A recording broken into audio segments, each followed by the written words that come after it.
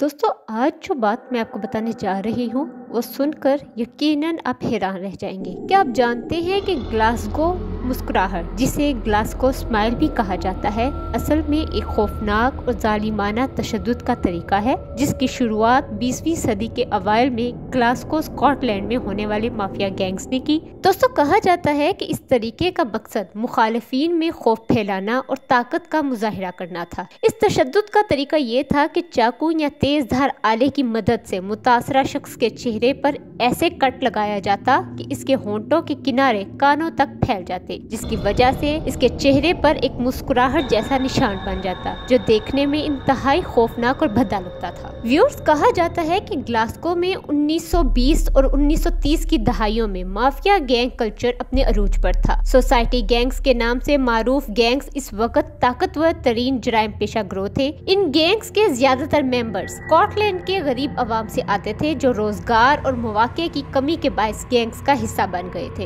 ये गैंग न सिर्फ हरीफों को नीचा दिखाने बल्कि अपनी धाक बिठाने के लिए भी इंतहाई वहशियाना तरीके अपनाते थे, जिनमें ग्लासगो स्माइल एक निहायत ही नुमाया और वहशतनाक तरीका था। व्यूअर्स, मजीद बताती चलो कि ये तकनीक चेहरे पर कट लगाकर होंठों को कानों तक फाड़ना सिर्फ ग्लासगो में महदूद नहीं रही, बल्कि बरतानिया के दूसरे शहरों और बाद में अमेरिका में भी मशहूर हुई। 20वीं सदी के आगाज में गैंग कल्चर का असर और रसूख बरतानिया में इतना बढ़ चुका था कि इसके खिलाफ कानूनी कार्रवाइयां बेअसर नजर आती थी। यहाँ तक कि इस दौर में गैंग्स के दरमियान ताकत की जंग जारी रहती थी और ग्लासगो मुस्कुराहट जैसे वहशियाना तरीके इस जंग का हिस्सा बन चुके थे। कहा जाता है कि ग्लासगो स्माइल का तरीका बाद में अमेरिका के कुछ बड़े गैंग्स में भी देखा गया, खास तौर पर न्यूयॉर्क और शिकागो जैसे शहरों में। ये शहर इस वक्त के जराइम का गढ़ बन चुके थे और यहाँ के माफिया गैंग्स ताकत और दहशत का मुजाहिरा करने के लिए हर मुमकिन वहशियाना तरीके अपनाते थे। जबकि इसके बरक्स दूसरी जंग अजीम के बाद बरतानिया में गैंग कल्चर में एक बार फिर इजाफा हुआ, खास तौर पर नौजवान नस्ल के दरमियान। कहा जाता है कि इस दौरान मुआशी बदहाली और जराइम की बढ़ती हुई शरह ने बरतानवी मुआशरत को शदीद मुतासिर किया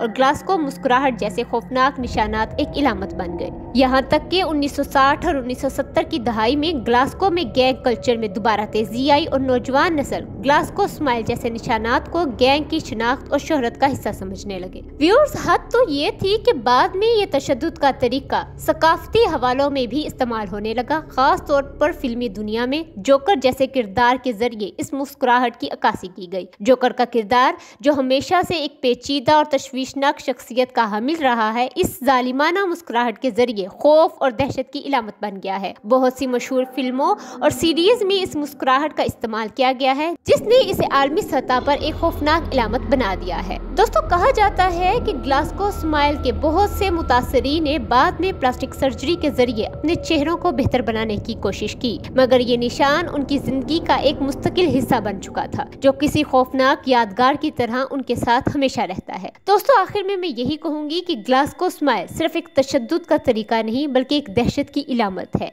ये हमें इस बात का एहसास दिलाती है कि किस तरह माफिया गैंग्स ने खौफ के जरिए अपने कंट्रोल को बरकरार रखा। आज भी ये मुस्कुराहट तस्वुर में आते ही खौफ का बाइस बनती है और हमें ये सोचने पर मजबूर करती है कि तशद्दुद की ये सूरतें कितनी खतरनाक हो सकती हैं। ये खौफनाक मुस्कुराहट हमें ये पैगाम देती है कि इंसान की तख्लीकी सलाहियतें किसी भी समत में इस्तेमाल की जा सकती हैं। एक तरफ ये सलाहियतें दुनिया को खूबसूरत बना सकती हैं और दूसरी तरफ ये वहशियाना तशद्दुद में तब्दील होकर खौफ और दहशत का सबब बन सकती हैं। दोस्तों, मुझे उम्मीद है आपको आज की वीडियो पसंद आई होगी और मजीद ऐसी इन्फॉर्मेटिव वीडियोस के लिए हमारे चैनल को सब्सक्राइब कर लें और इस वीडियो को लाइक और शेयर करना ना भूलें।